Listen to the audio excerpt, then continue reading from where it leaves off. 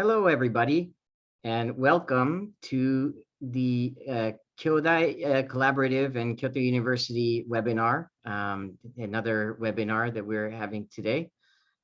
It's a pleasure to welcome you all to the webinar. I'm Devang Thakur. I'm the president of KyotoU Collaborative, and I'm here to get things started and introduce the group a little bit. So I think if we can move on to the next slide.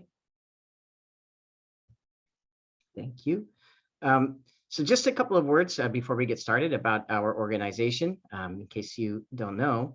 KyotoU Collaborative is a new 501c3 nonprofit organization based in North America.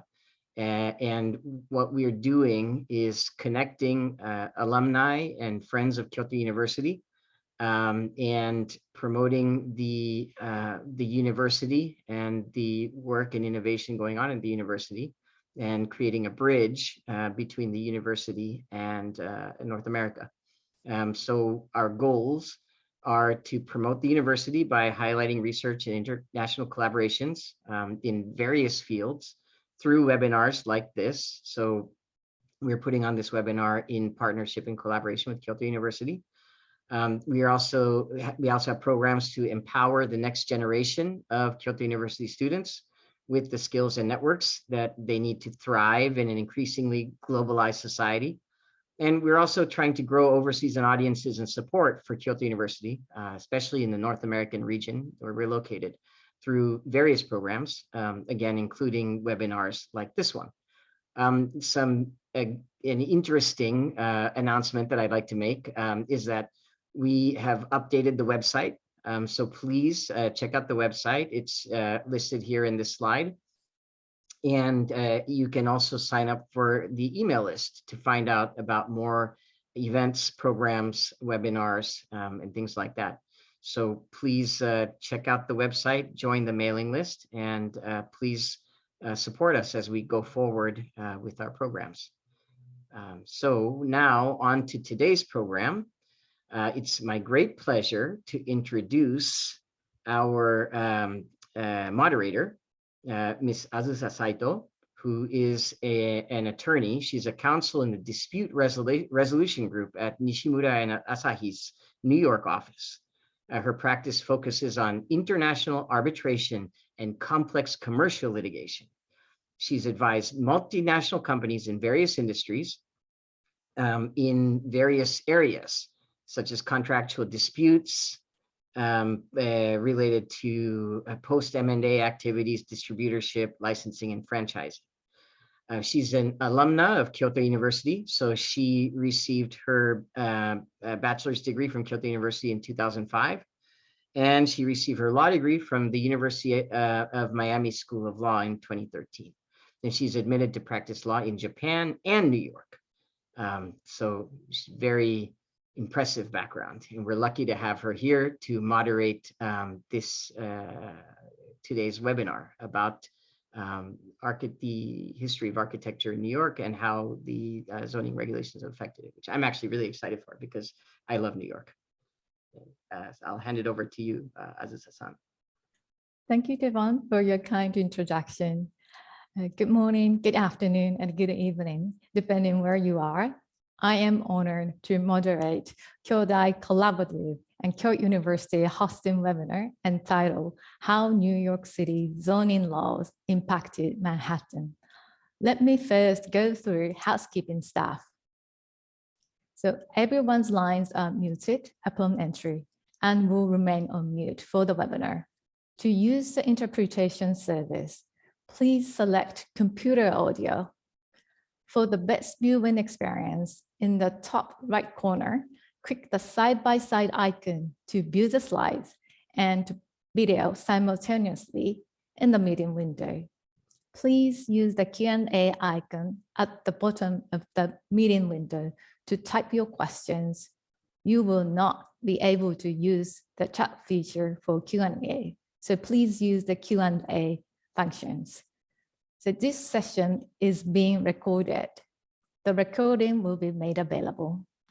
Click the interpretation globe button in the Zoom meeting controls menu at the bottom of your Zoom window Select the language that you would like to hear from the menu options.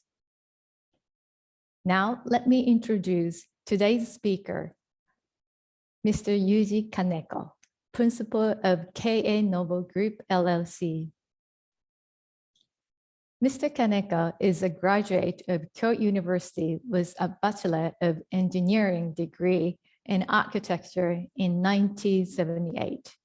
After completing the first year of the master's degrees in historic preservation at Kyoto University, he enrolled at the Columbia University Graduate School of Architecture and received a Master of Architecture in Urban Design under Stan Eckstadt, the head of New York City Urban Design Group. Mr. Kaneko worked at several architectural firms in New York City between 1981 and 1986, including at the protege of Marcel Breuer, before starting his own architecture and interior design firm.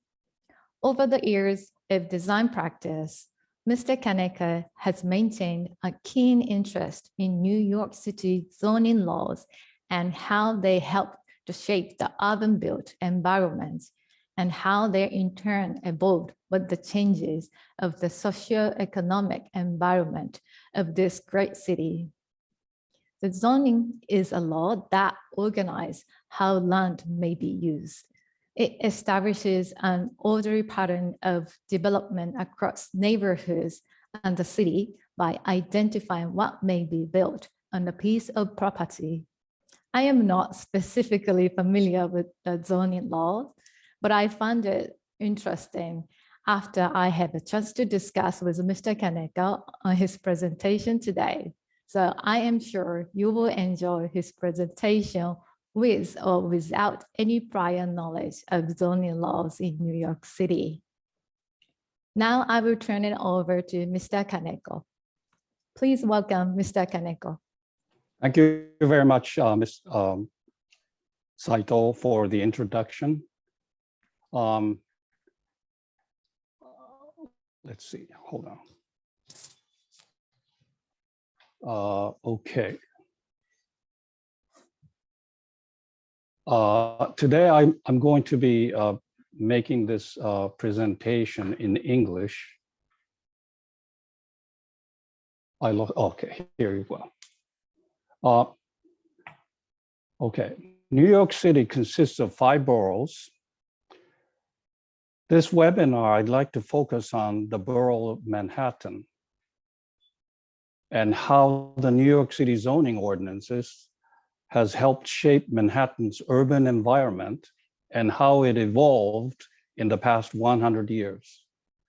I will be discussing the first comprehensive zoning of 1916, its origin and purpose. We'll then be discussing the 1961 zoning and its innovative ideas, the introduction of incentive zoning with bonuses for increased maximum floor area. We will review examples of zoning amendments and rezoning to adapt to the changing context of the neighborhoods. We will introduce the 1969 empowerment of New York City planning boards to designate special purpose districts with 2 of the most recent examples of these special districts. Edward T. Hall, a cultural anthropologist, wrote a book in 1966 titled The Hidden Dimension. He studied the human proximity in different cultures. He found that physical comfort distance for different personal and social interactions differ from culture to culture. Cultures with low context, as Professor Hall called it, mainly Western cultures more dependent on linguistic communications, has less tolerance for shorter distances compared to high context cultures relying more on nonverbal means of communication, such as Japan, China, Middle East, Latin cultures. The photo on the bottom left shows a rush hour commuting train in Tokyo in pre-COVID era, of course. And the photo on the right shows that of New York City. The physical cramming common in Tokyo would not be seen in New York City.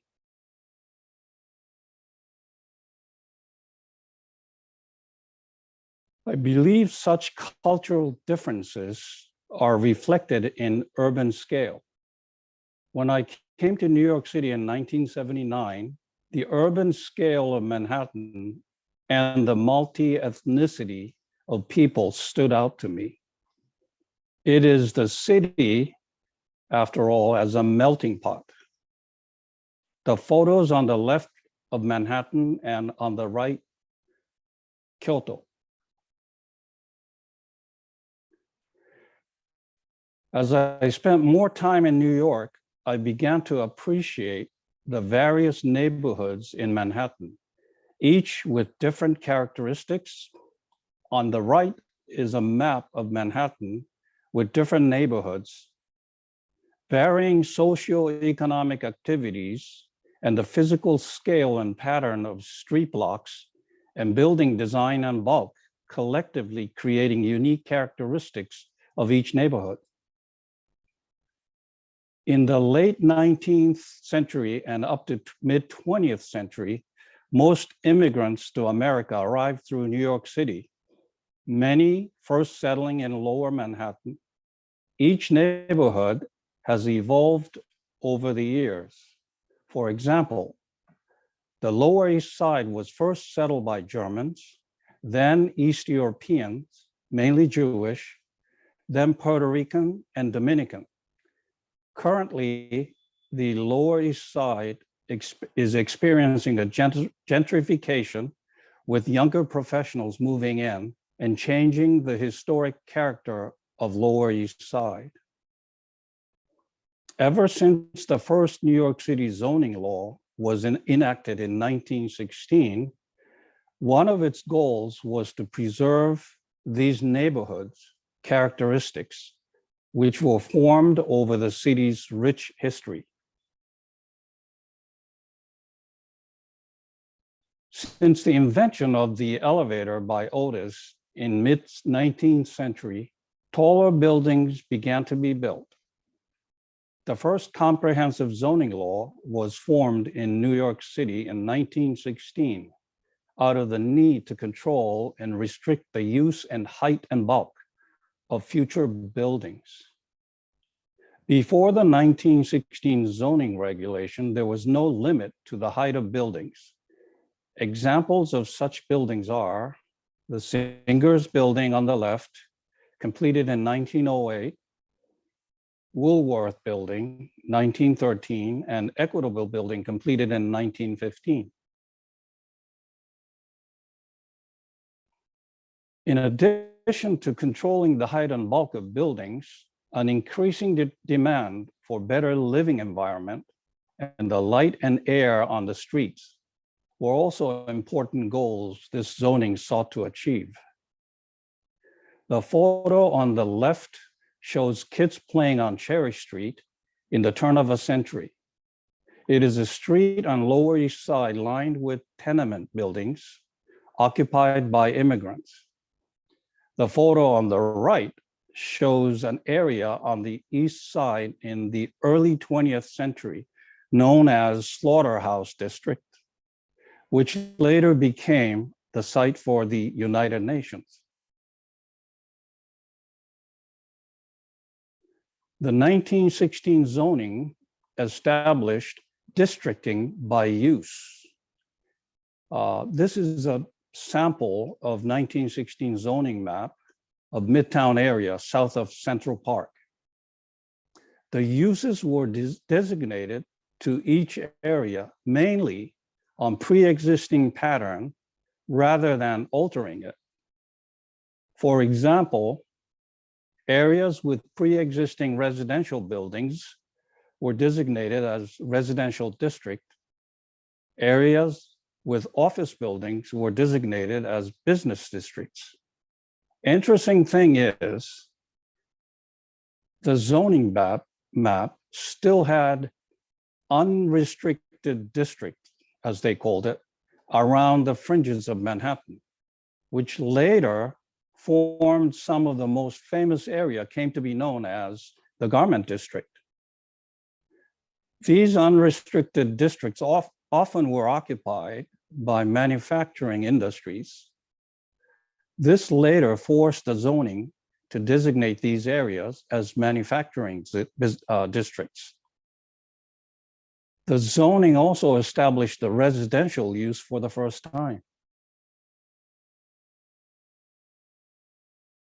The 1916 Zoning Ordinance introduced the concept of zoning envelope, which required a high-rise building to step back after a certain height from the street level. This resulted in construction of many high-rise buildings with step pyramid shape at the top. It also introduced the concept of gray space, which is considered neither private nor public. It is the space above the sky exposure plane, shown here in gray, where the landowners were prohibited from building. Although the building setback requirement of 1916 zoning had the good intention of promoting more light and air to the street level, it resulted in bland massing of buildings known as wedding cake buildings.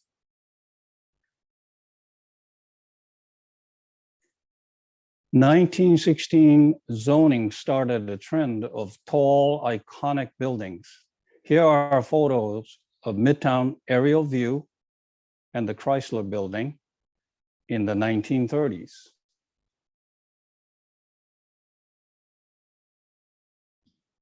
It was not until 1961 that the new zoning regulations were enacted in New York City.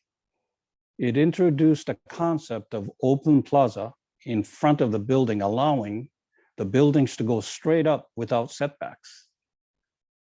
This was an alternative to sky exposure plane for providing more light and air to the street level. At the same time, giving Manhattan much needed public open space.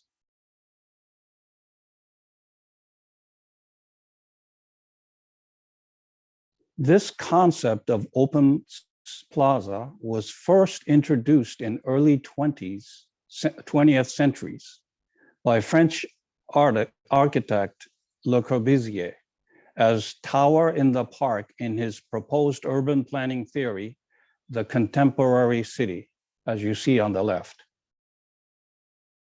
This later inspired two renowned buildings on Park Avenue, shown here from the 1950s. Lever House in the center of the screen, designed by Gordon Baumschaft, SOM, architectural firm, and the Seagram building on the right, also on Park Avenue, designed by Mies van der Rohe. Both of these buildings are now designated historic landmarks. Introduction of incentive zoning was another significant feature of the 1961 zoning. The incentive zoning allowed developers to obtain additional floors in exchange for providing public amenities. This was considered something very innovative at the time. Such public amenities qualified for zoning bonus, which increased the maximum floor area allowed to be built, included open plazas, both outdoor and indoor, subway entrance incorporation and improvements. The photo shown here is the Citicorp building completed in 1978 with such incentives. Subway entrance can be seen here behind the yellow cab on the middle of the photo.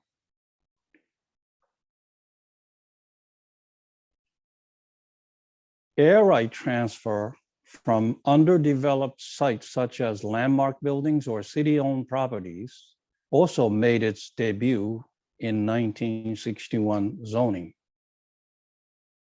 New York City Planning Department is known for its innovative thinking, always coming up with new ways to improve the public urban environment as incentives for developers who are always in search for more floor area for higher profit. The photo on the left shows Park Avenue Plaza Tower with the Racket and Tennis Club, a landmark building in the foreground. Air right from the landmark was purchased by the developer for increased floor area. Here are two examples of public plaza with urban art, which qualifies for zoning bonus. On the left is The Vessel at Hudson Yards, a large-scale spiral structure which allows people to walk up and experience the space. Due to visitor safety, it was temporarily closed last year.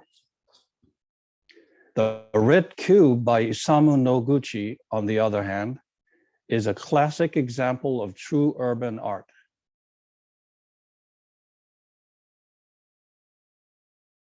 (1961) zoning designated each district based on three uses: R for residential, C for commercial, and M for manufacturing. Each use district was then divided into various sub-districts with different use groups, bulk and density restrictions. Here, I'd like to talk about a couple of examples where the zoning evolved to catch up to the actual urban reality. In other words, the actual socio-economic trends in the real world dictated a change in the zoning restrictions. First such example is Soho. Soho had always been a light manufacturing district with buildings with large spaces for warehouses and factories for industries such as garment and other light manufacturing. In the 70s and the 80s, young artists started settling in loft spaces illegally in search of cheap live and work spaces.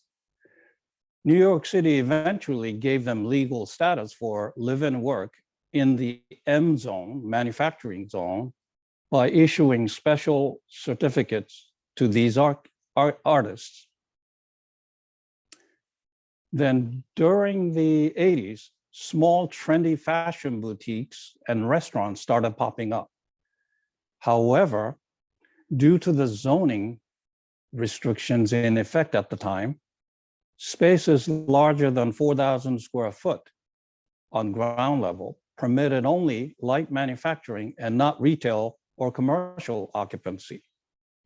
This resulted in street level with many large vacant spaces, despite the high demand for large retail stores.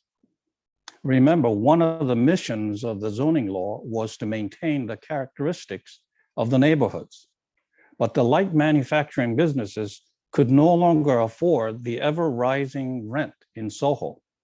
This forced the city to amend the zoning in early 1990s to allow retail and commercial businesses in these large spaces in this district. The second example is the Chelsea West district. Chelsea West also historically had been a light manufacturing neighborhood. In the 90s, many art galleries pushed out of Soho area due to the increasing rent, moved into Chelsea neighborhoods, followed by artists and the like. The 1999 Chelsea rezoning changed the M zone to R zone, allowing art galleries and residential use. Here's the old map before 1999 on the left, the yellow colored zone area, and 1999 rezoning map on the right. you notice M15 was redesignated to R88 zone. In 1969, the New York City Planning Commission started designating special purpose districts to achieve specific planning and urban design objectives in defined areas with unique characteristics. Here's a list of some of the special purpose districts. The map highlights these districts in green. By designating special districts, the intent is to enhance the positive characteristics of certain areas by providing incentives to developers that would follow the specific guidelines set forth in order to gain more floor area for high profits. By carefully setting the standard and guidelines, the city is constantly aiming to achieve better environment for its citizens. Today, I would like to show you two of the recent special purpose districts. Vanderbilt Corridor District, consisting of 5 short blocks, bordered by Madison Avenue on the west, Vanderbilt Avenue and Grand Central Station on the east, 42nd Street on the south and 47th Street on the north. This was designated in 2015 to facilitate commercial development and improve pedestrian circulation within Grand Central Terminal and its vicinities. It allows landmarks to transfer their unused development rights. The plan in the middle shows an extensive underground pedestrian network. The dark blue showing existing and light blue showing planned expansion. This light blue planned expansion area incorporates the underground concourse for the new Long Island Railroad extension to Grand Central Terminal, scheduled to open later this year. The red dots on the map are entrances to the underground pedestrian network. The Vanderbilt Corridor District gives development opportunities to the buildings connected by the network with bonuses and air right transfer from Grand Central Station.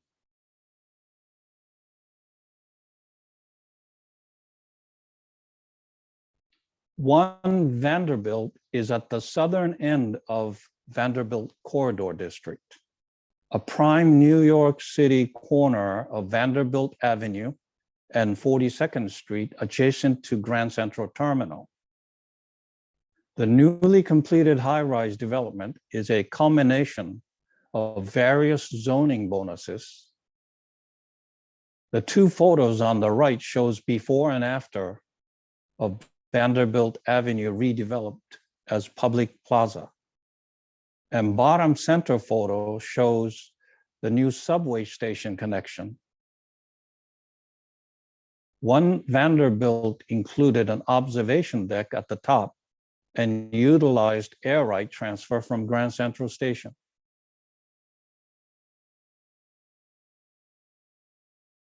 Another recently completed special purpose district is the Hudson Yards District. In 2005, New York City Planning Board designated a vast area on the west side of Manhattan. This area spans from 30th Street on the south to 41st Street on the north, from 8th Avenue on the east to 11th Avenue on the west, bordering the Jacob Javits Convention Center. It was considered a first major urban design project of this scale in New York City since the Battery Park City development of the 1970s. The Hudson Yards District was mainly a railroad yard and blocks of old depot buildings. This large underdeveloped area was then called the last frontier of Manhattan. The New York City extended the number 7 subway line to reach this area, providing crucial connection to New York City subway network. It prepared comprehensive development guidelines with mixed-use zoning, green open space network, and building bulk control with plenty of bonus incentives for the developers. Enhancement of pedestrian circulation of areas surrounding the convention center with access to the Hudson River waterfront was also included. One of the zoning bonuses implemented in the Hudson Yards development guideline was the inclusionary housing, a residential development with certain percentage of units designated as affordable housing would be granted an increase in maximum floor area. The red zone on this map on the right shows the residential zone. The orange area show pre-existing residential buildings around the Hudson Yards district that already had inclusionary housing in the buildings. Since Hudson Yard development started, more than 5,600 apartments and more than 3,900 hotel rooms have been built, giving life to New York City's vision for creating mixed-use neighborhoods in the heart of Manhattan.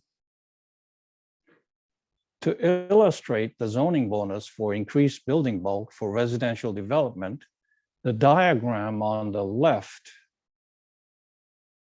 shows a building with colored floors representing increased bulk due to the inclusionary housing units. A view of Hudson Yards from across the Hudson River as it was rendered at the start of the project here. I'd like to end this webinar with a photo of recent New York City skyline seen from Central Park looking south with super tall buildings. The super talls, as they are called, are super luxury skinny high-rise residential towers which have been popping up in Manhattan in recent years. The developers marketing single luxury apartment unit per each floor with great views resulted in skinny buildings with tiny footprints on a given lot that goes as tall as 1,400 and 1,500 feet high, about 400 to 450 meters. These skinny super talls go against the very fabric of what the New York City zoning regulation intended.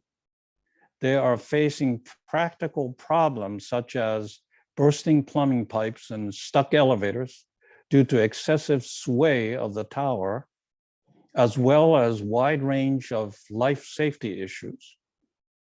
These buildings are not qualified to join the league of other iconic urban symbolic towers such as the old World Trade Center and the new Freedom Tower.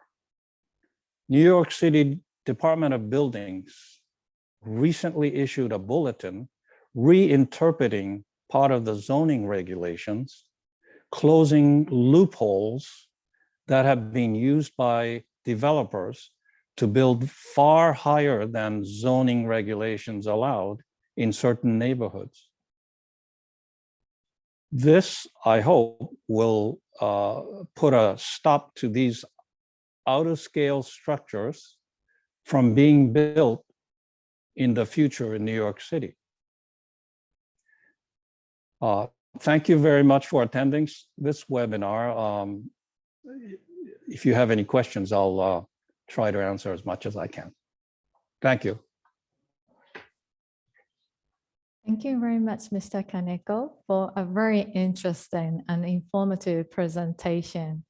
I really like the innovative idea of New York State Planning Department and the zoning laws. I always like to be in an open plaza between the building and having a quick lunch while enjoying sunshine and open air. I also agree what you described about the super tall buildings. Somehow I feel uneasy by looking at too high building, but maybe people have a different idea, different idea and thinkings. And actually I may feel good if I can live in a penthouse of such super tall buildings. So let's open it up to the floor for Q&A. So if you could click on the Q&A button and send us the questions, I will ask Mr. Kaneko to answer to your questions. So if I can actually, I want to ask Mr. Kaneko to begin with the question. So the question number one I got is, so what made you come to New York City and become architect? I think it seems that you came to New York City in 1978 or 1979. And since then, I think you've been in New York City then for over 40 years. Yes, yes, that exposes my age, but the reason why I ended up in New York was actually by chance. I was in the graduate school at Kyoto University, and my professor called me one day and said, "Did you speak English?" And I said, "Yes." Well, Dr. Donald Keene has a friend who's visiting Tokyo as part of Japan Society cultural tour, wanted to come to Kansai and look around, and needed a student guide who could speak English, and I did that for New York architect Harmon Goldstone, and so I asked him to do me a little favor later, and he wrote a nice letter to then the dean of Columbia University, and that's how I got accepted to Columbia University Graduate School. So it's by chance I ended up in New York. Wow, so that is all started by like a coincidence that you happened to a guide in Kyoto. That's quite interesting. And then you ended up living there more than 40 years now, and then I have a family here. Yes. Right. Is there any questions from the audience? So I have another question. Okay, let me start. So how are the super talls allowed to be built so tall? If you can. Okay, so I think the way the New York zoning controls the height and bulk is basically by what they call a FAR, floor area ratio, which is the multiple of the lot size and also the setbacks and other restrictions set in the zoning. And it really doesn't have these in the high density area of New York City. Queens, Brooklyn, residential, Staten Island, it's all different.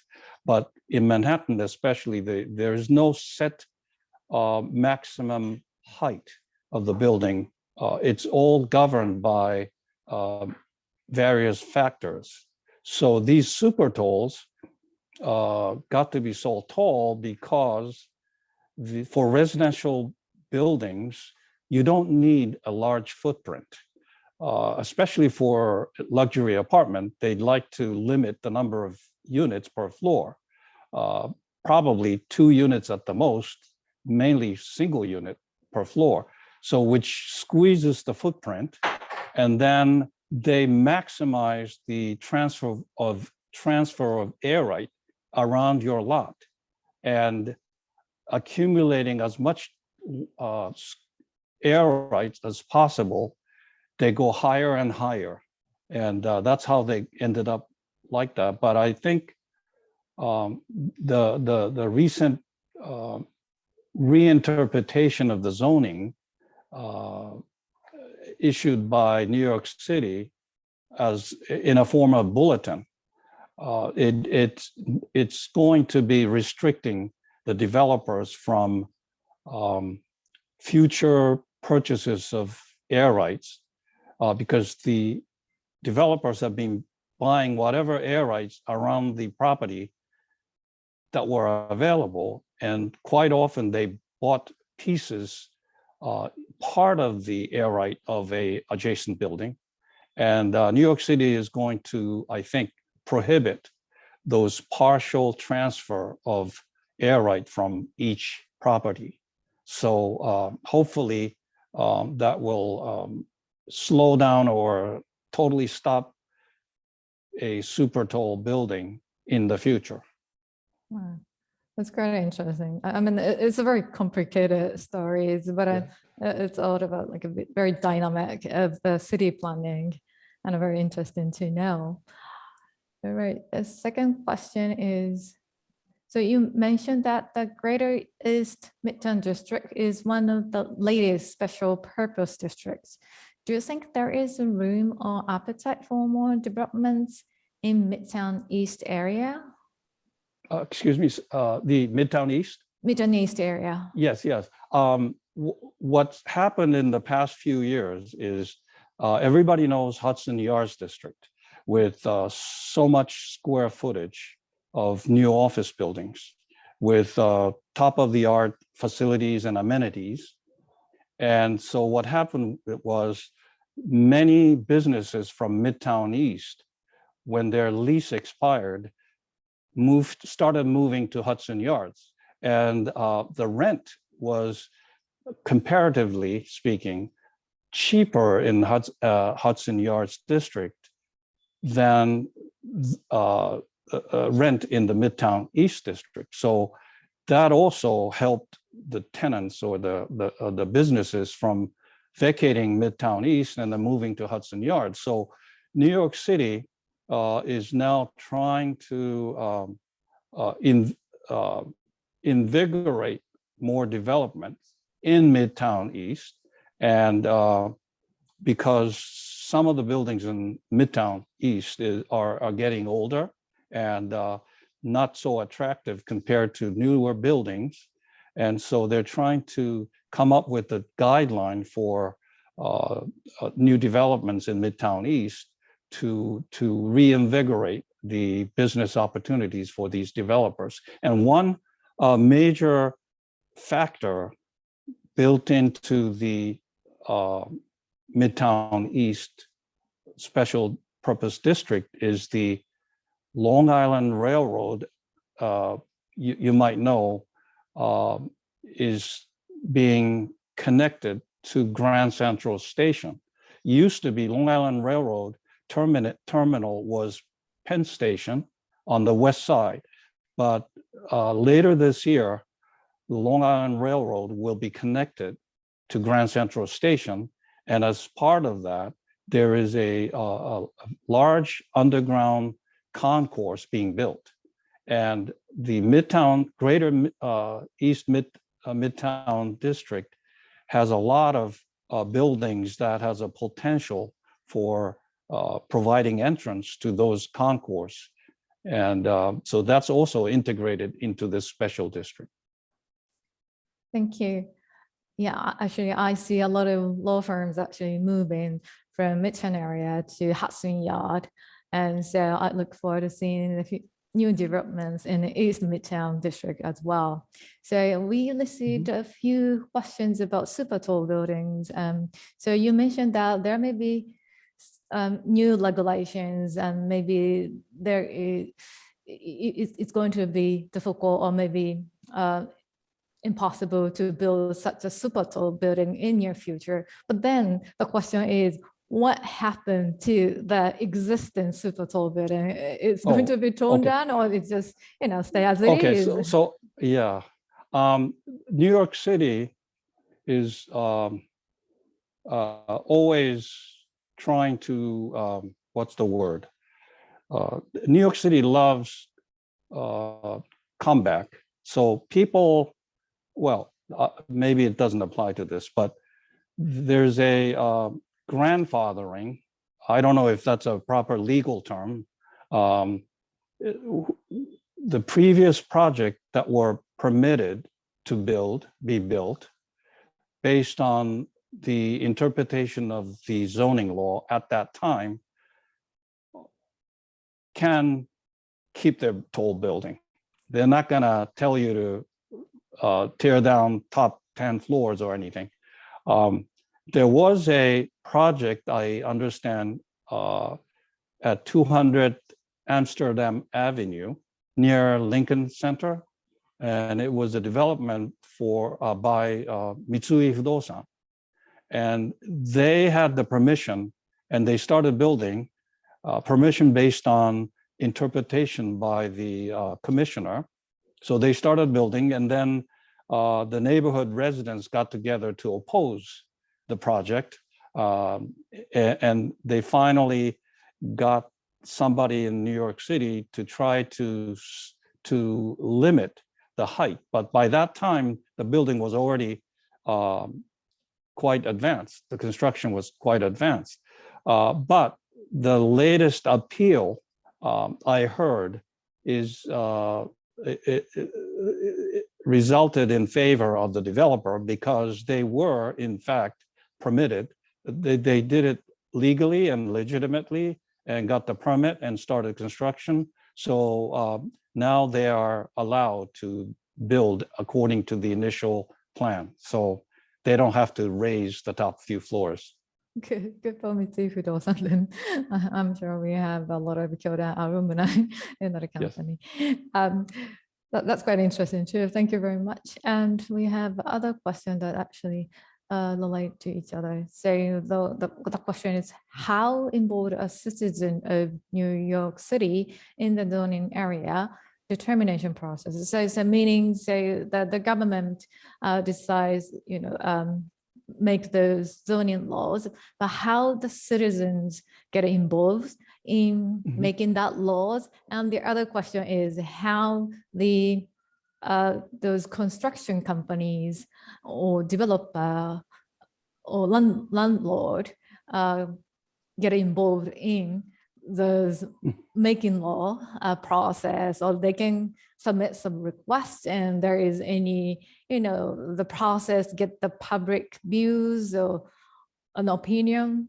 Yes, that's a good question, because New York City, there are always citizens that have time on their hand and they're watching out.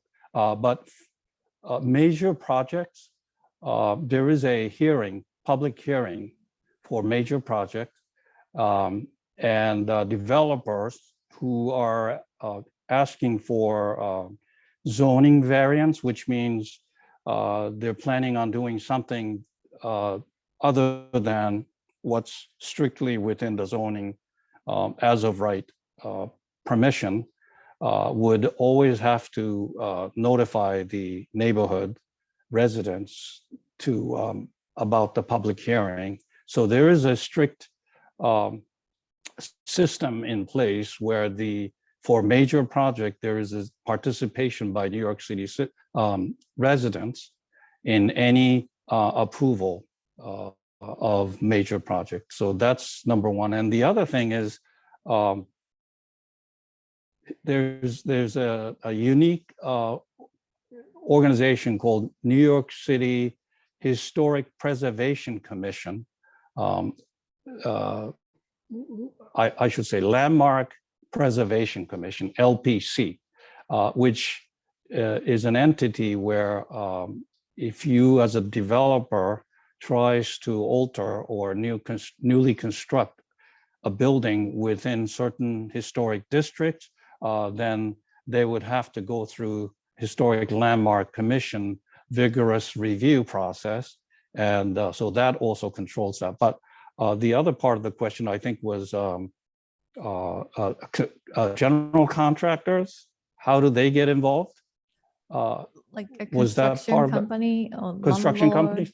Well, I think I don't mean to be cynical, but there was a period of time in the past where high-rise construction had a series of crane falling down, and in some cases, some residents were killed. So there were quite a few accidents of crane falling down, and that made the local laws more stringent, and so negatively, I think, contractor in that sense affected the building codes. And the other thing, interesting thing is, speaking of accidents, in the 1980s, early 80s, there was an accident near Columbia University, where the old building cornices fell onto the sidewalk and killing Columbia student. And that triggered a new New York City law that requires every building owner to inspect, mainly old buildings, inspect the facade of their building every 5 years by a certified engineer to make sure that they are in good condition. And that is the reason why you see these ugly scaffolding covering the sidewalk everywhere. That's because of that law that was enacted, triggered by this accident. So there's always a lot of things happening in New York City that changes the law, and it affects the environment also. Thank you. Yeah, I agree. I mean, I feel that everything is very quick, and there is maybe incidents. Then there is another new rules, and so there is like a speed is very different from maybe what we do in Japan. So the final question, I think this is quite a little tough because you are not an expert in sort of the laws in Japan, but we received the questions, so. What do you think we can learn the history of zoning in New York City to organize or even reorganize cities in Japan like Kyoto, Tokyo, Osaka? So, as I said, you're not an expert in laws in Japan, but if you have any advice to the audience in Japan in light of your expertise in New York City zoning law. I'm not familiar with zoning in Japan, but I'm always impressed with these large development corporations in Japan doing a lot of high quality developments, whether it's buildings or plazas or urban planning. And I always wonder how do they keep up that quality, which I'm sure would require a lot of expense and cost compared to New York City. The landlords are always trying to make a higher profit, and sometimes it turns out to be compromising on the quality of the buildings. But I think in Japan, the culture is that they put higher value in the quality of everything, and that so therefore, if they build the higher quality environment, the companies or people will pay more for it. That's what I'm guessing, but I do see in New York City a lot of buildings that are not the top quality construction, and so I think I noticed that it's all profit oriented, I think, and so the zoning, incentive zoning, is taking that to their advantage to improve the built environment, I think. It's quite interesting. So maybe in Japan, there's like a Japan quality, and so it's more like a self-regulated due to its sort of the professional thinking. I'm sure that's not the case. I'm sure that even the major developers are trying for the highest profit. So I do wonder how they keep up with the quality of these top-rated buildings. Right. All right. Thank you very much. Thank you very much for very interesting observations. And there's quite a lot we learned from your presentation. So thank you again, Mr. Kaneko, for today's wonderful presentation. Thank you very much for joining our Kyodai Collaborative and Kyoto University webinar today. I will turn it over to Devon for further announcement, but now we look forward to seeing you again soon. Devon, the floor is for you. Yeah, thank you so much, Azusa-san, for wonderful work in moderating this really interesting talk and discussion. For me, I had flashbacks to law school where we actually learned about air rights and the kind of controversies that they can make. So it was for me, it was really interesting to see how that plays out in the real world and in the you could say one of the architectural centers of the world in New York City. So yeah, it's wonderful to hear this great presentation. Thank you so much also, Kaneko-san, for your talk. So that brings us to the end of the webinar. And so again, thank you everybody who joined. There's going to be an exit survey in English that's going to open on your screen after the event. Please take some time to fill it out. Your responses will help us to determine future formats and topics. So here's your chance to make a difference and to see things that you like. And if you don't have time right now, we'll also send out a follow-up email with links to both Japanese and English surveys. So you can also take the survey in Japanese if you prefer. I have some announcements. Yes, so we have selected a logo for Kyodai Collaborative. We had a competition to select logos. We got quite a few submissions. They were all excellent. But we chose this one from Akiko Matsuda. And so we are very grateful to her for designing the logo that is now the logo of Kyodai Collaborative. So congratulations to Matsuda-san, and thank you so much for this beautiful logo that we look forward to using moving forward. And I also want to announce that the Kingfisher Global Leadership Program, the legendary program, is back in person. Because of COVID over the last couple of years, we've been doing it online, but we are proud to say that it's back. So for Kyodai students, here's your chance to come to the US for 2 weeks to learn from local people about international career opportunities and various other things. So feel free to apply. And to the friends of Kyoto University who are watching this, please consider supporting this program and making some kind of donation or contribution so that we can continue to provide it at no cost for Kyoto University students. Especially this year, the costs have increased because of expensive things like PCR testing, having to have the hotel rooms be single occupancy, and other measures we're trying to take to prevent COVID. So please contribute and please help to support this program. It's one of the greatest things that can be done to give the students opportunities to have great international experience in the United States. And you can support this effort by visiting the website.